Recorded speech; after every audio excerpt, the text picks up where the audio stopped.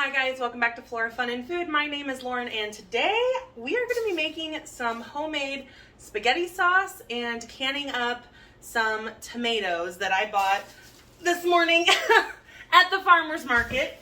I have 25 pounds of canning tomatoes and then I have I think 20 pounds of Roma tomatoes. We're going to use the Roma tomatoes for the spaghetti sauce because they're a little more pulpy, have a little more flesh, so they will make a thicker sauce. And then the canning tomatoes we will just can up to have, stewed tomatoes for making any sort of sauce later on in the year for dinner.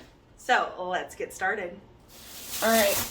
First up, let's get these Roma tomatoes washed. After rinsing them off, I went ahead and put my roasting pan in the sink just to make it easier and started cutting most of them in half.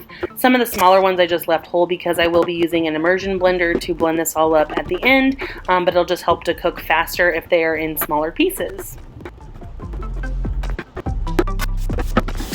After that, I added some water to the bottom so that the tomatoes at the very bottom of the roasting pan wouldn't scorch and burn. Tomatoes burn pretty easily, so I kind of wanted to prevent that. And then I went ahead and stuck it in the roaster at 300 degrees.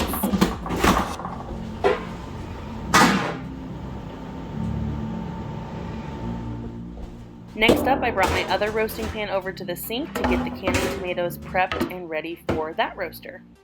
And these tomatoes here on the counter were actually the tomatoes that I grew. My one and only batch of tomatoes I got, but that's okay. Some of these tomatoes, after I rinsed them, I kind of noticed like canning tomatoes are not perfect, and I knew that when I bought these, so you just have to kind of cut out the bad spots. Like this one had a pretty nasty middle, so I just cut it out, but it's still safe to use.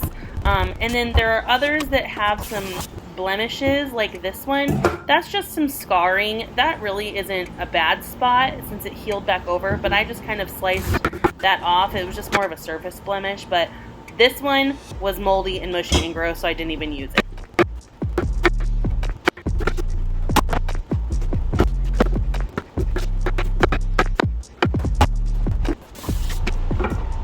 Now, this tomato had kind of a moldy, mushy spot, but when I cut into it, it was really only that one side, so I could salvage most of that tomato. I really tried not to waste anything, but a lot of the tops of these were very mushy and kind of nasty, and so I had to cut off more than I really wanted to, but that's okay.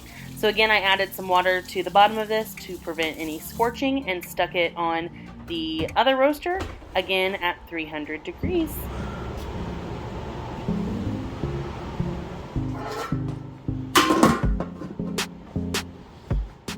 After that, I went and checked on our Roma tomatoes because I could smell them start cooking already.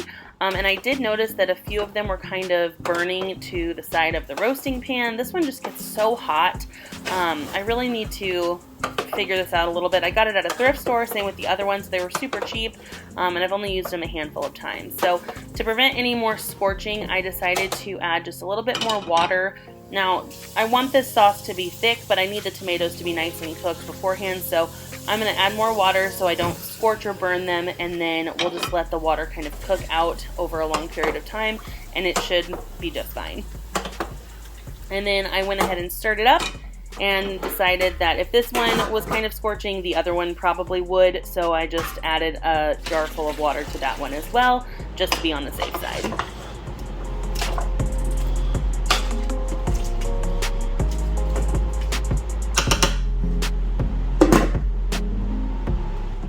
Then I always like to kind of clean up as I go so that I don't have a huge mess at the end of every project. So here I'm just washing up my knife and cutting board and colander. While our tomatoes cook, I just had to show you guys these gorgeous dahlias that I picked up at the farmer's market this morning. I seriously cannot get over how stunning the colors are. Look at these. They are beautiful. I only have one dahlia that blooms so far, so I'm gonna pick it tomorrow and add it to this vase, but seriously, look at that. And they were only $1 a stem. I couldn't say no. All right, it is time to check on our tomatoes. They are starting to really cook down. That is a good sign. giving it a good stir. I'm not adding any seasonings or anything at this point because really when I make my tomato sauce, or my spaghetti sauce I should say, I use tomato paste. So that's kind of what I'm trying to make here, is more of a tomato paste, like a really thick tomato sauce. So I just stirred those, checked on the other ones. The canning tomatoes were starting to bubble and boil, so they were getting nice and stewed, and I think we're off to a great start.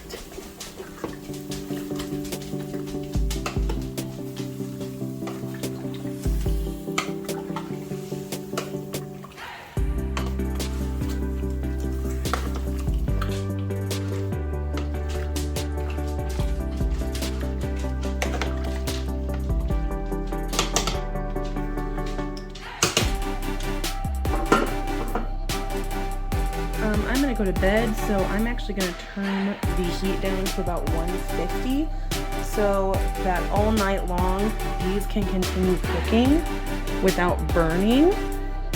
So hopefully in the morning they will still be okay, and we can add the rest of our ingredients to our spaghetti sauce and start canning up some tomatoes. All right, it is the next morning. Let's check on our tomatoes. Oh man, these really have cooked down. That's what we want to see. Yeah, they are nice and soft. All right, I'm going to go ahead and crank the temperature back up to 300 to get it kind of boiling again, and get some of this water kind of cooked out. Let's check this one.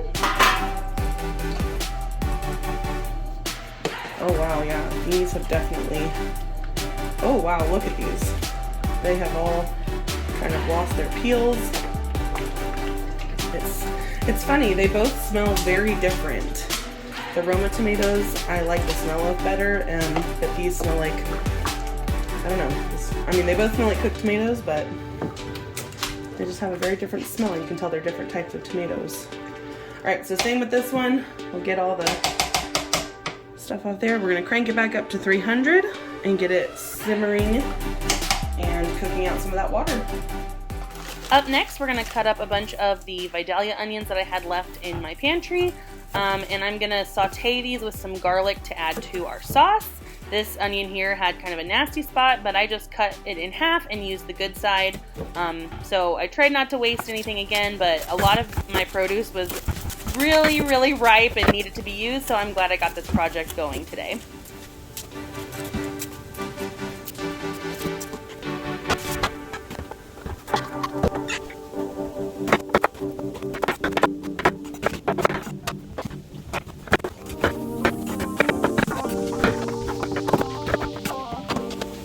After that, I went ahead and put the wok on my stove on high to start sauteing the onions.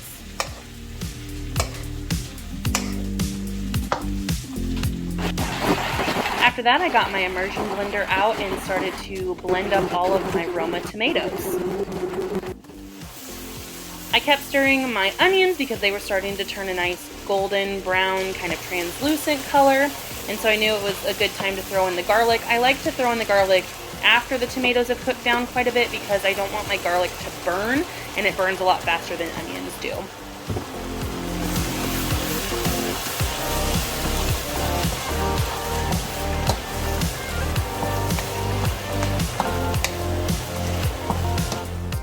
Now we'll just add half of these onions to this pot because as I was cooking, I started thinking I might as well just make a sauce of some sort out of the other tomatoes instead of just stewed tomatoes. So I reserved half of the onions for whatever tomato sauce I decided on later, because most tomato sauces that I make have some onion and garlic in it. So I went ahead and pureed the canning tomatoes.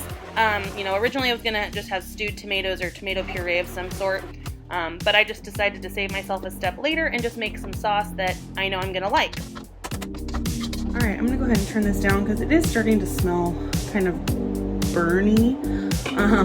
So I'm gonna turn it down to 200 so that I don't scorch this. And I'm just gonna leave it to cook uncovered all day long. Same with the other one over here. We're gonna turn it down to 200 or back on because I turned it off with the immersion blender. I'm just gonna let it kind of cook down all day long, kind of low and slow.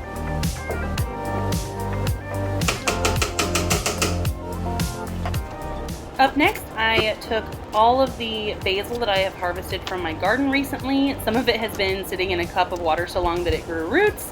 I may have gone a little overboard on the basil, but I really wanted to use this up, and I'm not a huge pesto fan, so I just chopped up what I had and tossed it into the spaghetti sauce. The typical recipe calls for dried basil, and fresh is definitely more potent, so go lightly, but it was really, really good. So no complaints here, and look how thick and delicious this sauce looks already. Alright, let's go ahead and give it a taste. Get a bit of everything in here.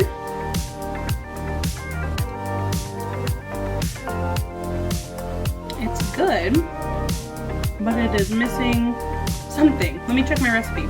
So, I just looked at my recipe and I forgot the sugar. So let's get some sugar. I turn the heat back on to 150 just so that the sugar can cook and dissolve into the sauce. And we will try it again. New spoon.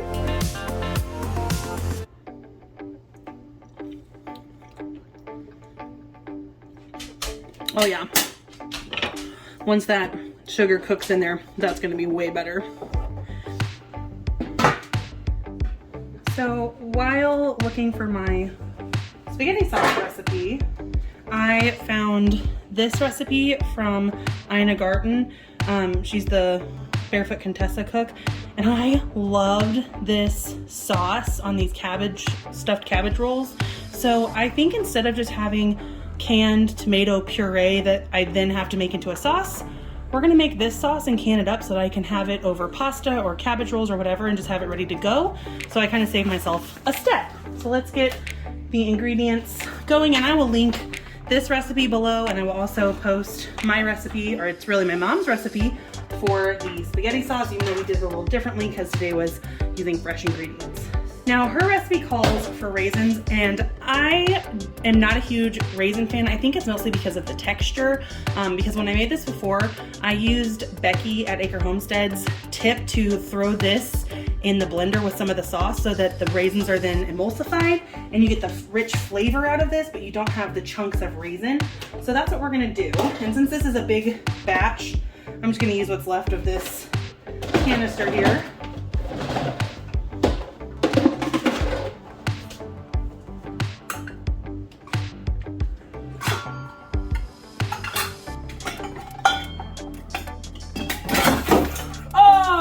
Dropped the pan out of my cabinet into the sauce, and it is now all over my walls and all over me.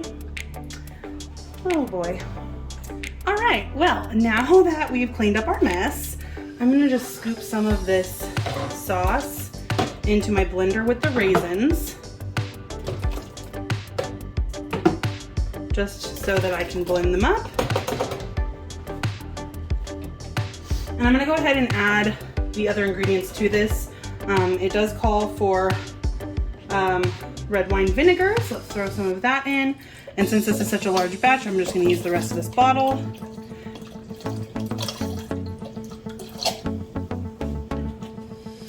It also calls for brown sugar, and this is all I have left, so it's gonna have to do.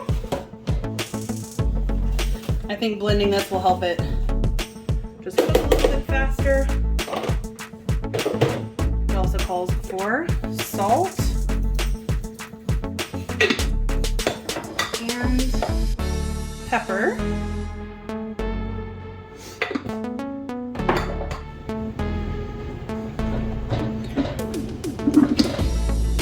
Alright, let's get this blended. Let's make sure this is all nice and tight so we don't have another mess on our hands.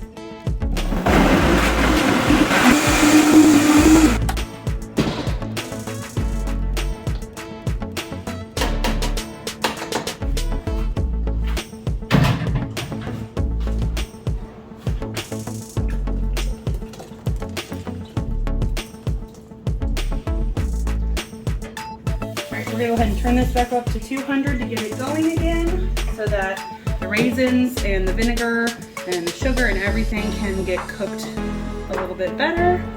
I decided to make it all this sauce. I was debating on whether to make pizza sauce with some of this or not, or tomato puree, but I have plenty of canned tomatoes from the store still that I need to use, and I jarred a lot of spaghetti sauce a while back, so my pantry is pretty full of that, but I don't have any of this on hand, and it was seriously one of the best sauces I've ever tasted, other than my mom's spaghetti sauce recipe.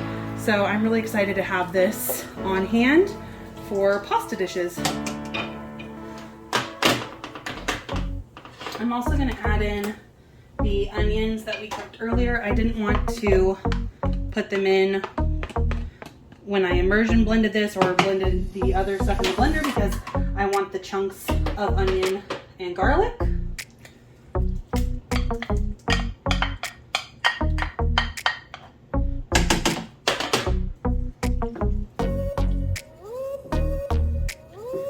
Those kind of cook in the sauce a little bit more as well, and this one is almost done and ready to can.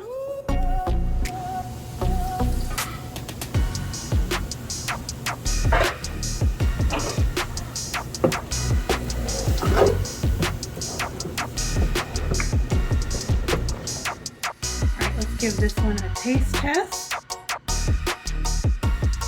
Oh, it is so good. I think it needs to cook just a little bit longer, and then we'll be ready to jar it up.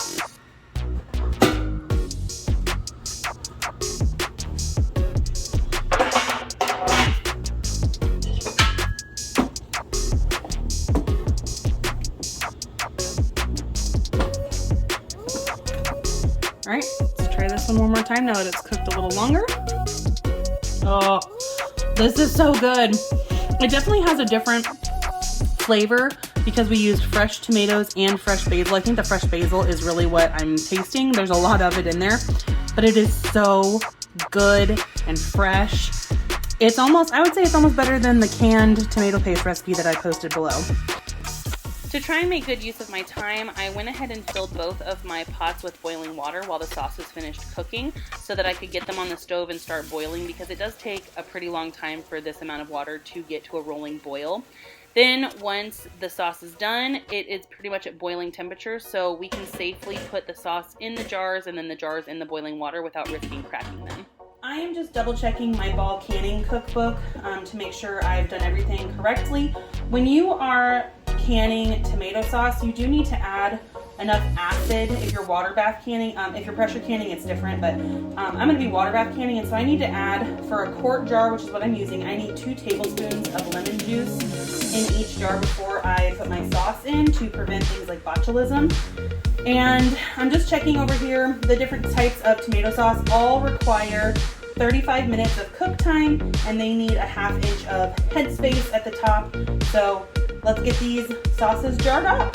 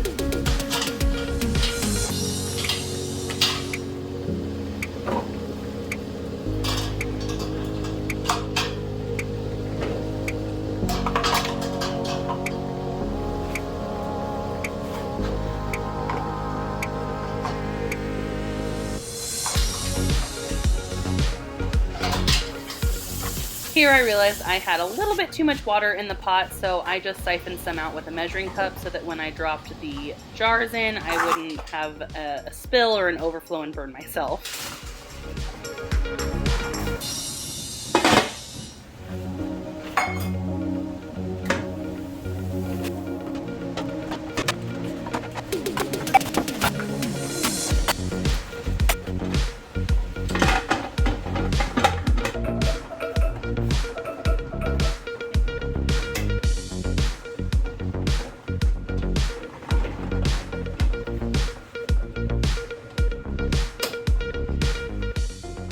After my timer went off, I went ahead and turned off the heat, and then I took the lids off so that the water could kind of cool down.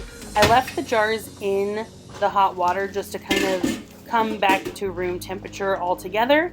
Once it was cooled off enough, I went ahead and grabbed my canning tongs and pulled them out of the warm water and set them on a drying mat to dry.